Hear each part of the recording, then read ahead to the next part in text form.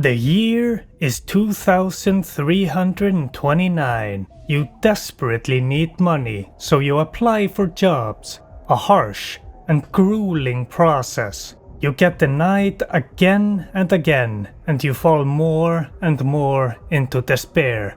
But then finally, you get an email from the Lynx Corporation. You have been accepted to work as a shipbreaker. A dangerous and grueling manual labor job, tearing ships apart for salvage. People die on this job. Luckily, the Lynx Corporation can make spares of you. So, if you die, then you just become one of the spares. For a service fee, of course.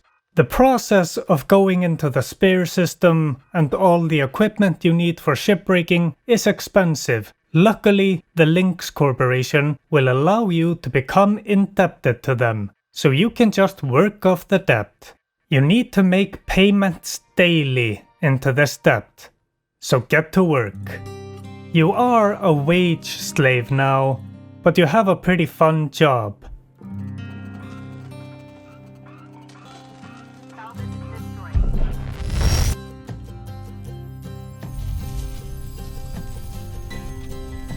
Wage slavery has never felt so good. So you get shuttled off to your workstation and you start in your room.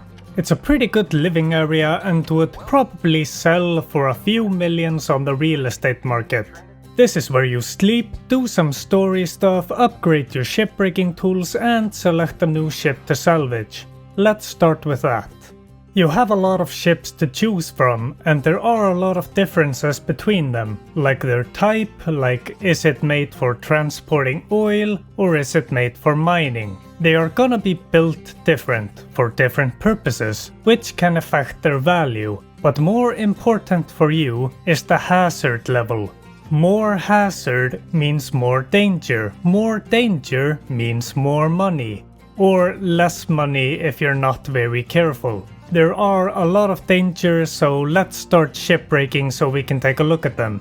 Now we're floating around in space, and I wanna start off by saying I never really like floating in space in games. But the controls are pretty good here. I frequently use the stop button to hold myself still in space, and I very much feel in control of my movements. Now, what gear do we have for shipbreaking? The laser cutter. Ships are made for high-speed travel, so the ships would be pretty awful if you could just pry the parts off. So you need to cut them off. 90% of the stuff you will be lasering are the designated cut points, and occasionally the inner walls. The laser has two modes, a beam that just slowly destroys what you laser, and the cut mode. The cut mode cuts. Yeah, but you laser off a part and you need to throw the part into its designated hole, the processor, the furnace, or the barge. You throw metal into the processor, like big nanocarbon pieces. The furnace takes other metals like aluminum and other smaller pieces of nanocarbon.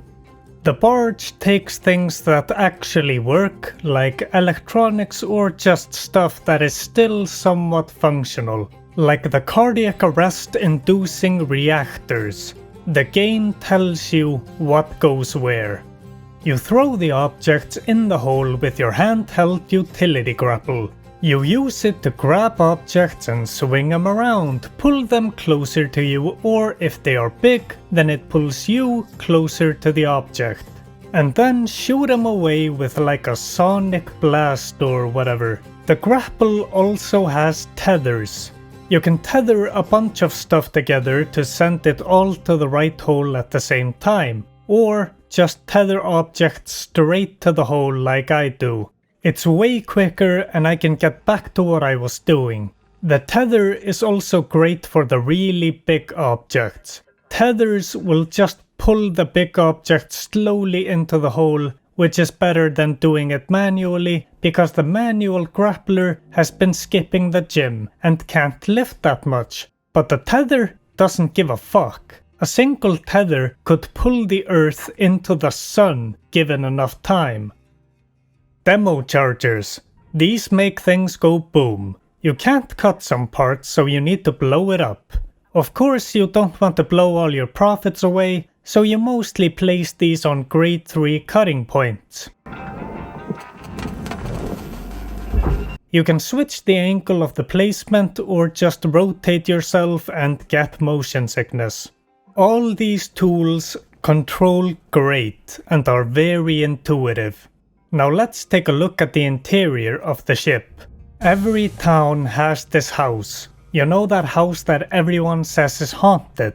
Going into these ships is the same experience as going into that house. You are salvaging the ship, so something had to go wrong in it, right? Some of the ships have some damage, so maybe some people died or something? Killed by aliens? But that's just a theory, a game theory. No, it's probably just broken and can't be repaired for some reason, or wasn't getting sold, maybe an outdated model even. So the working parts can be recycled into newer, better ships. It's still uncomfortable to go through them. You kinda feel like you're not entirely alone, but that feeling goes away as you take more and more parts off the ship. But you feel this especially with the ghost ships. What's special about ghost ships? AI. For very good reasons, AI is illegal. Open the pod bay doors, Hal. I'm sorry, Dave. I'm afraid I can't do that. What's the problem? I think you know what the problem is just as well as I do. AI has a tendency to develop a love for pranking people. Like, wouldn't it be funny if I turned off the thrusters and make people wonder what's wrong? Or maybe even turn off the life support and not turn it on ever again? That's pretty funny. Or maybe the AI just decides to become racist and be an absolute PR nightmare. But that's completely unrealistic. AI would never do that. So, if you get a ghost ship, then laser those little fuckers and salvage what you can. But ships are dangerous. The first danger is pressure. This is where the scanner comes in. With the scanner, you can see which parts of the ships are pressurized and which parts aren't pressurized. The most desirable way to get rid of pressure is to go in through an airlock, find the atmosphere regulator and turn it off. But sometimes the atmosphere regulator is damaged, so you gotta turn off the pressure the hard way.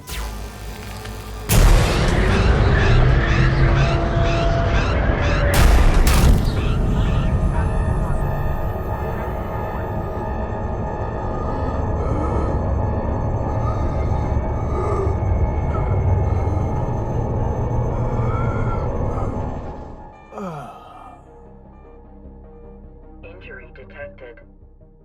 This incident may be recorded for training and quality purposes. Pressure blasts also tend to destroy salvage. You need to pay off your debt, so you don't like that.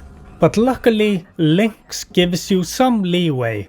They account for you destroying some stuff, so even if you destroy a lot, you can probably still meet all your salvage goals. More on that later. You can also get an electric shock from stuff in ships. Some stuff will blow up if you laser cut it. You can suffer from radiation. And the reactors.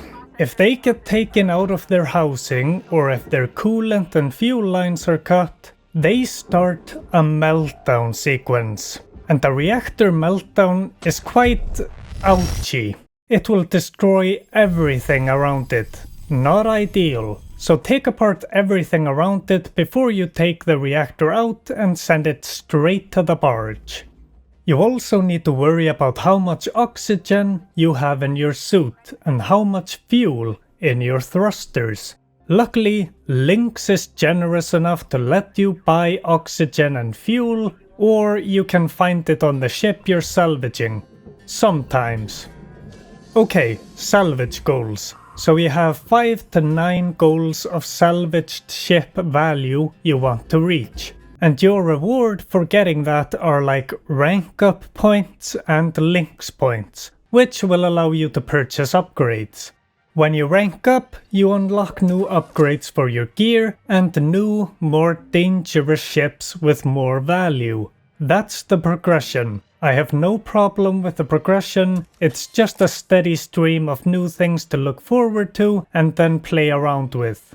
I think that's everything. Time for opinions. I really like this. It's a gameplay loop where you mostly just chill and salvage with some tension here and there, and I get the same satisfaction here as I get with like power washing. Like when you power wash, it slowly gets clean and you wash all the dirt away. But in this one, you strip the ship down and just slowly make it go away until you have nothing there. And that feels pretty good. Like, yeah, I did a good job. Story. Quick before I go into spoilers. I like the story, it's really good. It's mostly just dialogue, but the dialogue is done very well, and the performances are good.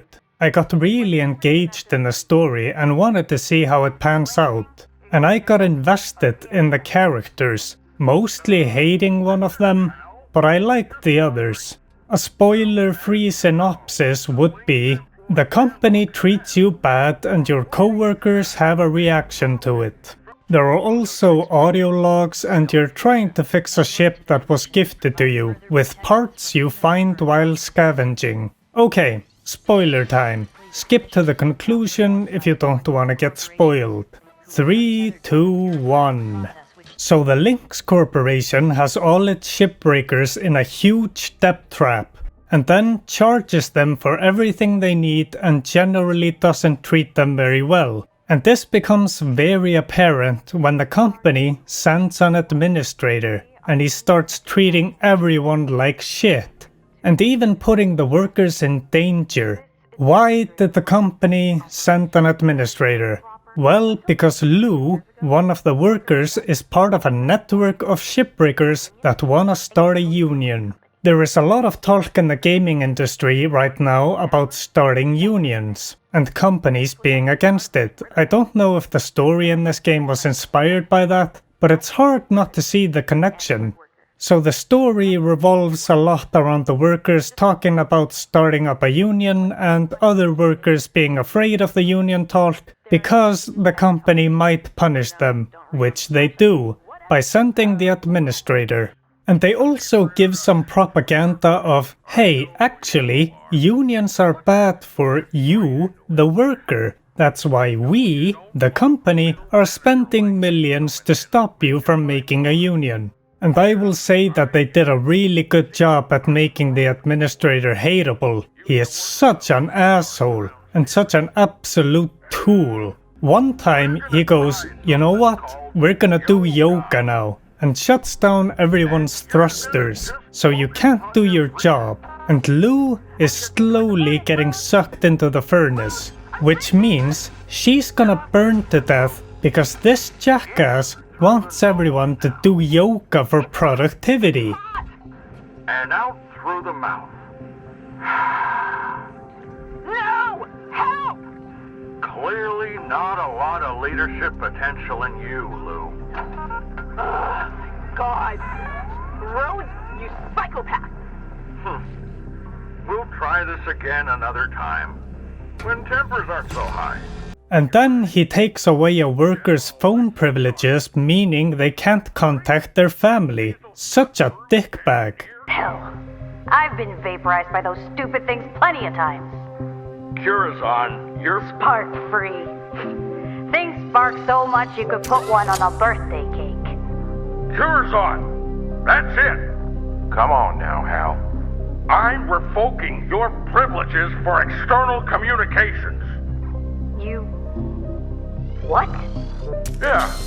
Yeah, no comms outside the station network. No more calls to Mars. All of you need to understand something. I represent the company, and you show me respect. Got it? Which meant that it was extremely satisfying when you get to do a workers' revolt and basically destroy a ship instead of salvaging it. It was also just fun to blow it up. Hearing the administrator get extremely upset about it felt really good. But is your position really any better? Does Lynx see you any different than the rest of us? You know the difference between you people and me? I know Lynx treats you like slaves. Hell, that's why they're the biggest in the solar system. I made it to the winning team. People like you trying to lift each other up. You're just letting others keep you down with them. For what? We own you. I got the right to do whatever I want to you. You were nothing until Lynx found you. Obedience is success. You've chosen to cross the company that gave you a chance. We'll drive you into the ground with debt. We'll give you work so dangerous you'll revive 20 times a day until your DNA comes apart at the seams. And when you come back as a useless, gibbering blob, we'll make your family pick up the bill. Whoa. I think we're done trying to reason with you, Hal. I liked the story a lot. It's really good. Conclusion. I've never played or seen anything like this game. It's a very unique and satisfying experience, which is really weird because it's basically a space manual labor simulator and I play that for 40 hours instead of mowing the lawn or cleaning my house. Anyway, there were some performance issues, like the game would start stuttering a lot if I had played it for a while. Like stuttering so much that I would actually feel it in the gameplay. And the frame rate would dip and the sound would also get completely fucked. There's a shut-off switch at the very back. Restarting the game would fix all these issues though. Good gameplay, good story, I recommend the game. It is pretty repetitive though, so it could get boring after playing it for a long time. And the inertia of moving around in space takes some time to get used to. I give the game the extreme desire to blow the ship up out of my obsessive compulsion to progress in a video game. More videos to come, subscribe, like and comment, call me Uncle Bryan, and have a profitable day. Salvage deposit